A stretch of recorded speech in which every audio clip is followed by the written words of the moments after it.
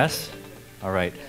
My name is Sunil Bagai. I am actually here from Zenith Talent. It's a company I founded in 2005, and it focuses on helping organizations find the best and the most amazing people to hire.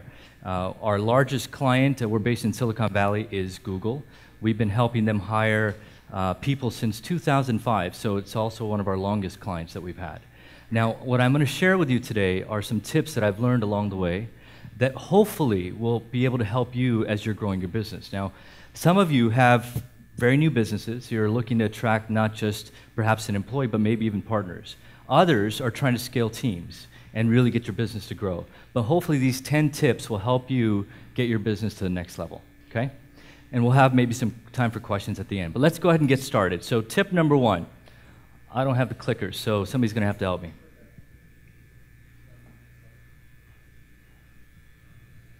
All right.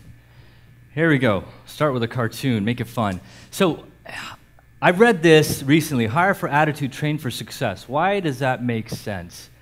Well, if you think about it, and this is what we've learned, we're helping companies hire hundreds of people every single year. What we've learned is that skills are transferable. They become old very quickly. You may be the expert in your X field today, but 2 years later, you're going to have to relearn that field. And that's just the way it is.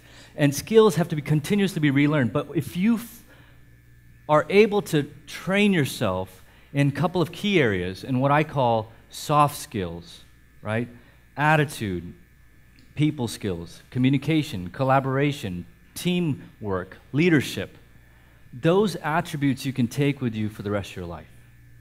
And by the way, you can continuously learn skills like functional skills such as accounting or finance or specific areas of marketing over and over again, right? Those skills are transferable. So that's what I would focus on. Number one thing is look for those attributes that are not trainable, that hopefully are inherent, and you can bring into the organization and then train for everything else. Is that fair? Good tip? Okay. Next one. Hire for core areas, outsource the rest. Why does that make sense? Well, in a business, if you're an IT company or an engineering company, your business is technology, right? If you're a legal firm, your business is legal. You're going to find the best legal people in the world for that business if it's a legal firm. But you'll outsource the rest or find perhaps other organizations or team members that are not so critical to the business to help you with those support areas. For example, every company needs a finance person. Every company needs maybe somebody to help them manage their IT. But if that's not core to your business, don't spend all your energy trying to hire the best people there. Does that make sense? Simple enough? Okay. We're going to go to the next one. Hire diversity. Why is this important? Diversity is important in every organization simply for the reason that different people from different backgrounds bring different perspectives, different skills, different insights, and they will help your business.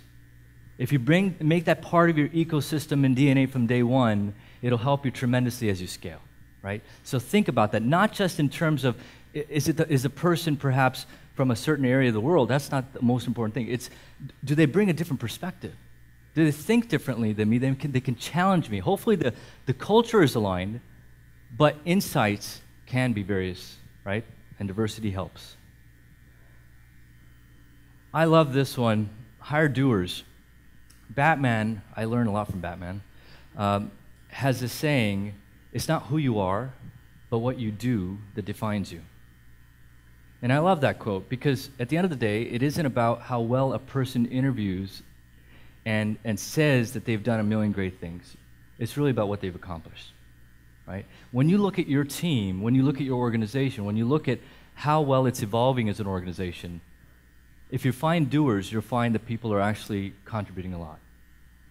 Much more than people that just talk, right? So try to find individuals that have a track record of having accomplished something. I'll give you an example. We were having dinner last night, and we're sitting next to a young lady who essentially has created a charity organization in Dominican Republic that helps schools and is building these schools that are scalable and hopefully can be replicated all around the country. Now, if I were interviewing that person, I realized just by learning that about her, that she understands how to organize. She understands how to attract people. She understands and cares and has compassion for people, right? There's so many attributes that the person brings just by understanding what they've accomplished, right? You can learn those things. Yes? Okay, keep going. Hire leaders if you need them. Otherwise, don't. Right? You need leadership in leadership roles or key positions in your organization. Reality is, oftentimes you just need people to get things done, right? So look carefully at the organization that you're trying to design. If you need somebody perhaps to spearhead a new function, new area, new business, then you need a leader. Or if they're going to be managing a team, then you need a leader. If you need somebody to just to put their heads down and focus and get things done, maybe not, right? What happens is if you hire leaders for every role, you may frustrate the crap out of them if they're doing something that's meaningless, right? And that happens often. So it's simple, but think about that. Where do you need leadership? Avoid interview bias is the next tip. How many of you are biased during an interview? How many of you know that you're biased during an interview? I'll tell you, every one of us are. Okay, and the reason is simple. We try to find people that are like us. Well, they may not be the best person for the job, unfortunately, right? You either try to find someone that has a similar lifestyle. For example, their kids go to a similar school, or maybe they also like to swim like you like to swim, and therefore you think you have something you can relate on, and those are all positive attributes. The reality is they don't tell you whether the person's great for the job. So here's what I suggest, okay? In order to avoid interview bias, sit as a group, whoever the interview team is, or whoever the team is that is hiring, and work out a series of questions, and frankly, it doesn't have to be a long series of questions, maybe 10, okay, that you will all ask individually to that individual, okay? And the reason for that is you standardize the questions, and then you can evaluate the answers. And by the way, before you evaluate them after you've interviewed, evaluate them before. What kind of answers are you looking for? If you know the answers you're looking for, when you find that person, you'll know, right? So think through this in advance, and it helps you avoid interview bias. Fair? Helpful so far? Try before you buy. It applies to cars. Does it apply to people? It can. And by the way, the kind of world we live in today, it's a lot easier today when you can use freelancers or contractors and contingent labor, et cetera. There's a lot of ways that you can try whether a person is going to, A, be able to do the work, B, fit in your environment, C, have an impact, D, you like them or not. All these things are valuable to assess. And I always say to people that we hire, hey, let's give it a shot. You may like me, you may not. We may like you, we may not. Let's try it. If it works, hopefully it'll be a meaningful long-term relationship. And by the way, if you get a chance, there's 2 books I'll recommend.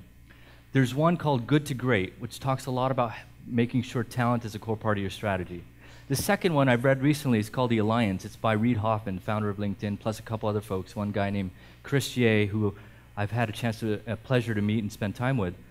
But what they talk about in their book is something called a tour of duty. When you sit with somebody and you feel like they're a good fit, then you ask them to join your organization for a tour of duty for a period of time, essentially that will help them hopefully grow their career in a meaningful way, and you get things accomplished in your company because they're part of it.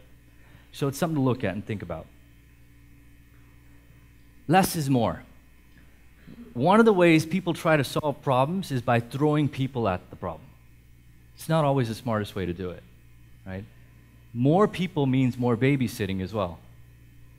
And it's not easy to manage large teams that are all not producing or productive at a high rate. My suggestion is find a few key people that can have a meaningful impact, and that's it. Don't hire more than you need. Otherwise, it's a waste of resources, waste of time. And again, you'll frustrate the people that are in that team and organization. Okay? Next one, foster a great microculture, not just culture.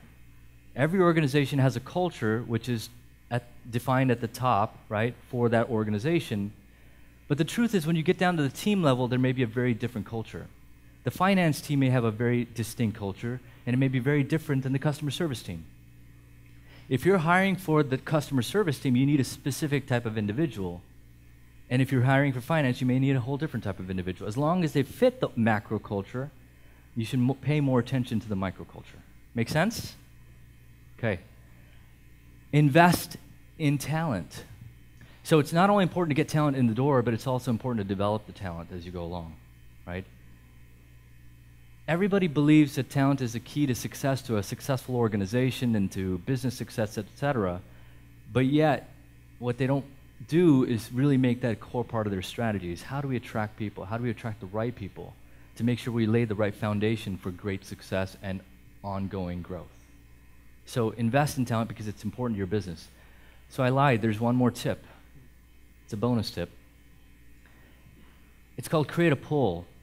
And by the way, Mind Valley does a great job of this. They understand how to become a talent magnet, right? They're not out there having to scour and look for people. People are coming to them. And this is something you should think about early, in advance, right? Create some compelling value, some differentiation, something that helps you stand out, because if you do that early and do it well, then you'll never have a challenge finding the right people. By the way, it's a matter of self-selection. The right people will find you because they're already attracted to your mission, to your values, to the things that you want in your organization. Cool? All right. That wraps it up for me. 10 tips, actually 11. If you ever have any questions about talent or want to perhaps dig into some more details, I'm available. It's my contact information online. And I'm here for the rest of the conference as well. If I can help in any way, please bring me to the side and we'll have a conversation. Thank you. Woo.